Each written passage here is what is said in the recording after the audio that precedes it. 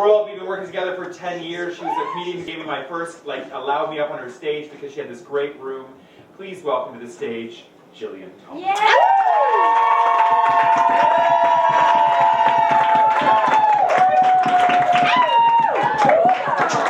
Welcome back to Fringe and its opening night. Thank you guys so much for coming out on a Wednesday. You are so New York. Chloe, I just want to say I've had many husbands. I've never been married, but I have had many husbands.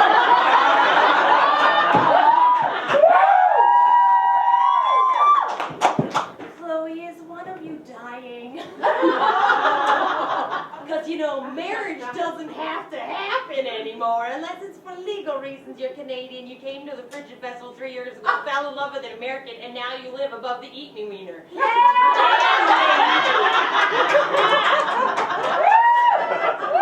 I went through my books and I found my first set for my first ever Frigid show 4 years ago where I said, oh, I love cock.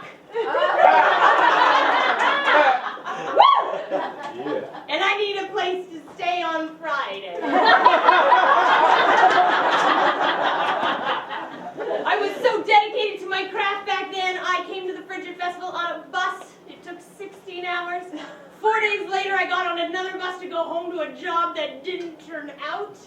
And got back on a bus and came back to the Frigid. 4 days later, left on another bus. And now I was like, it's 5 to 12 and I have to leave my house and walk 4 meters. What the fuck? I am so American now. I'm lazy. I don't know if you're applauding American or lazy, but either way it's not good because you don't have free health care. Amen. I have a boyfriend now, he's American. For my Christmas present, he bought me a flu shot. Because they are expensive!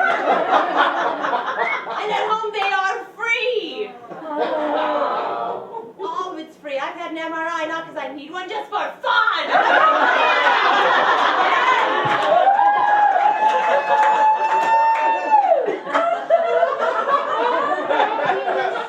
I went home this year for Christmas.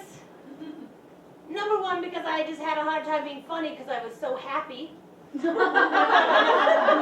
Happy in comedy, not a good marriage.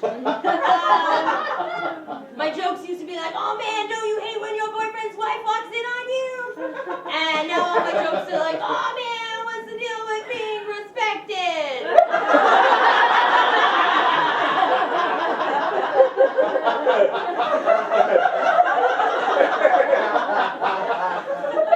I was struggling so much with comedy that I thought, you know what will cure that? I need to be miserable. Okay, I love my boyfriend, I love my cat, I love my house, I'm not going to leave those. I'll quit doing drugs. Oh. In Canada, I'm known as the Queen of Pot Comedy. Mainly because I gave myself that name. I prefer Dope Rambler, but I fuck it up every time. And so to give up drugs and go home to Winnipeg, Manitoba, Canada for 3 weeks to live with my mother, sleep in the same bed while my divorced brother lives in the basement. Your children are successful. And nothing is worse than going home and spending 3 weeks with your family than getting useless presents. My family each gave me a fucking scarf for Christmas. Nothing says I don't know you. And your neck is really ugly like 6 scars. Nothing says I don't know you more except for maybe the armbands that my mother threw in her dress.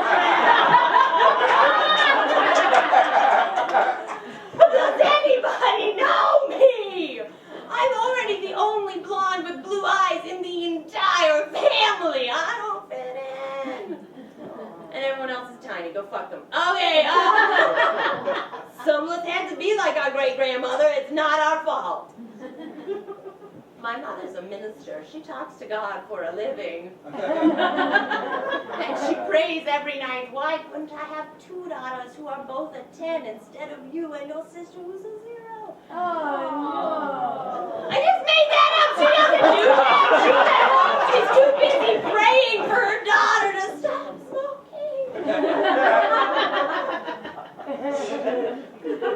I have told most of you how I met Paul Hutchison, and not how I met him, but one of my favorite stories. He took me to my first live sex show. If you want to see that story, you'll have to come another night, because tonight I would like to end with the story of the woman who introduced us. Was a lady named Tina.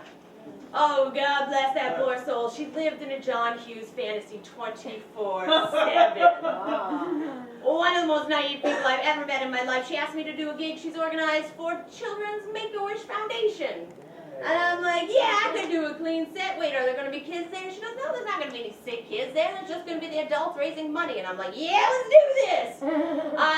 So the premise, to go before this story, you need to know that I may have been in Montreal fucking a man up his ass with a strap on. It happened! It's Canada. They're French people there. They're unique.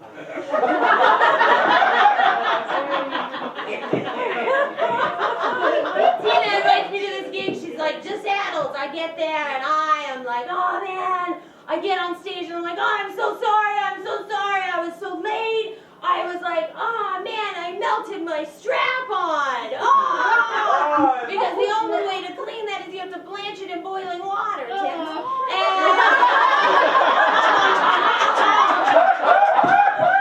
you're only supposed to blanch it for like 30 seconds, and I'm a pothead, so I let it go. And then I watched a TV show, and then I went for a walk to get some food. And I came home, and I was like, what is that smell?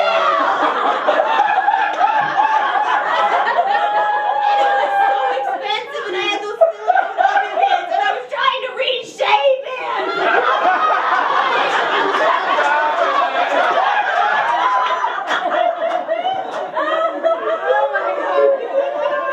So basically, my stepmother's getting a very unique vase for Christmas.